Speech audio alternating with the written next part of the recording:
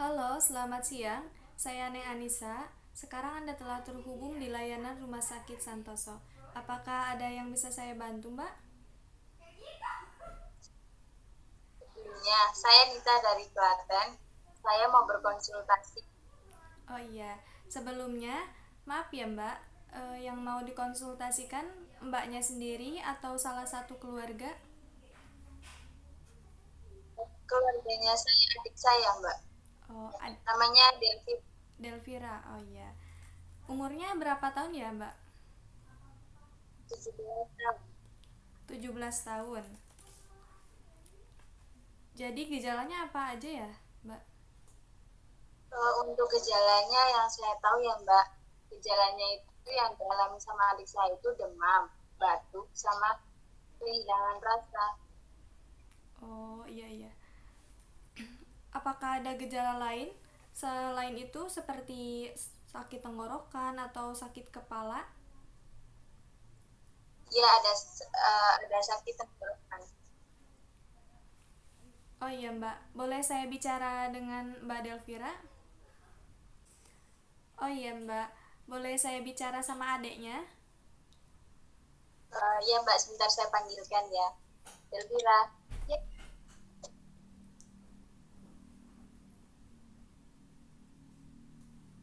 Halo Mbak Delvira.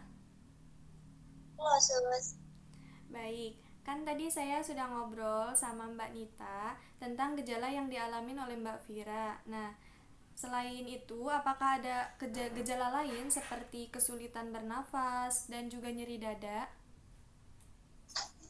Ada saya kesulitan bernapas dari semalam dan rasa nyeri di dada. Dan ketika saya melakukan aktivitas sehari-hari, saya tidak mau merasa capek. Kira-kira karena apa ya, Sus? Oh iya, baik. Sebentar ya Mbak, saya lihat dulu. Sus. Baik Mbak, sesuai dengan gejala yang dialami Mbak Vira terpapar COVID-19. Nah, di mana COVID-19 itu adalah penyakit akibat infeksi virus Severe Acute Respiratory Syndrome Coronavirus 2. Nah, COVID-19 ini dapat menyebabkan gangguan sistem pernapasan mulai dari gejala yang ringan seperti flu hingga infeksi paru-paru seperti pneumonia.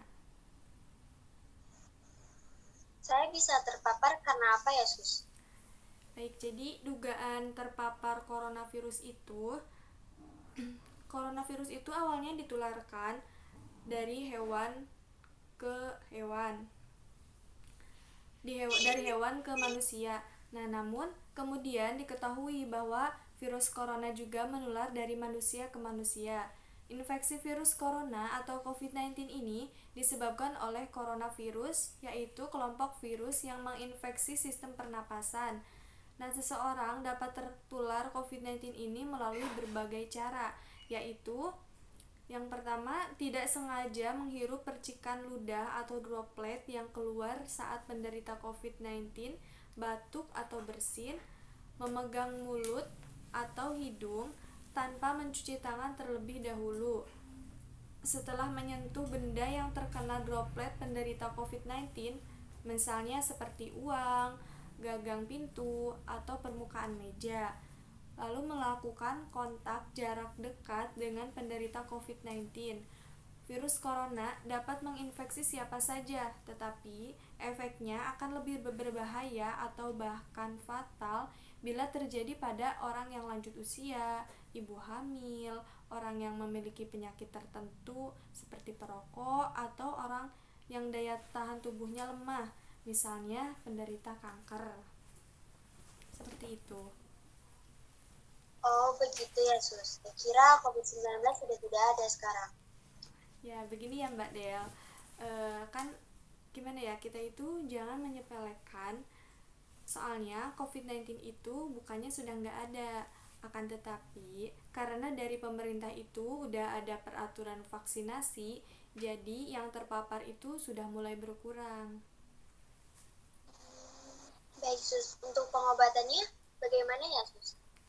Baik, untuk pengobatannya dan pencegahannya akan disampaikan oleh perawat Fatihah.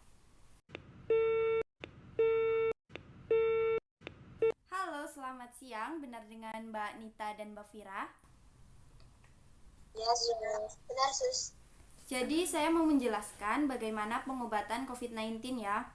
Untuk pengobatannya bisa dengan obat azithromycin, Profit D5000, kemudian ada favipiravir, kemudian juga bisa mengkonsumsi vitamin seperti vitamin C, vitamin B, vitamin E, dan juga zinc. Serta lebih sering minum air hangat supaya dapat melembabkan pernafasan. Kemudian, Mbak juga bisa melakukan isolasi mandiri. Tetaplah di rumah, jaga kontak dengan orang lain minimal 14 hari. Kemudian, mintalah orang lain untuk mencukupi kebutuhan sehari-hari seperti dari saudara ataupun keluarga. Terus, bisa menjaga jarak minimal 1 meter dari orang lain, mencuci tangan secara rutin, kemudian apabila gejalanya semakin parah bisa menghubungi layanan kesehatan terdekat. Begitu ya, Mbak? Baik, Sus. Pencegahannya bagaimana ya, Sus? Oke, untuk pencegahannya yaitu bisa dengan vaksinasi ya, Mbak ya.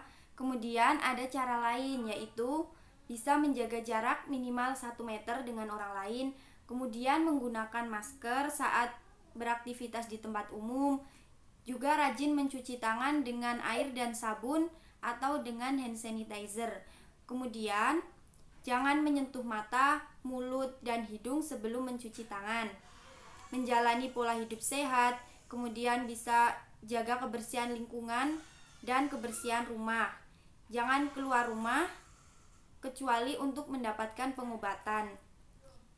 Kemudian, hindari berbagai penggunaan alat makan dan minum, alat mandi, serta perlengkapan tidur dengan orang lain.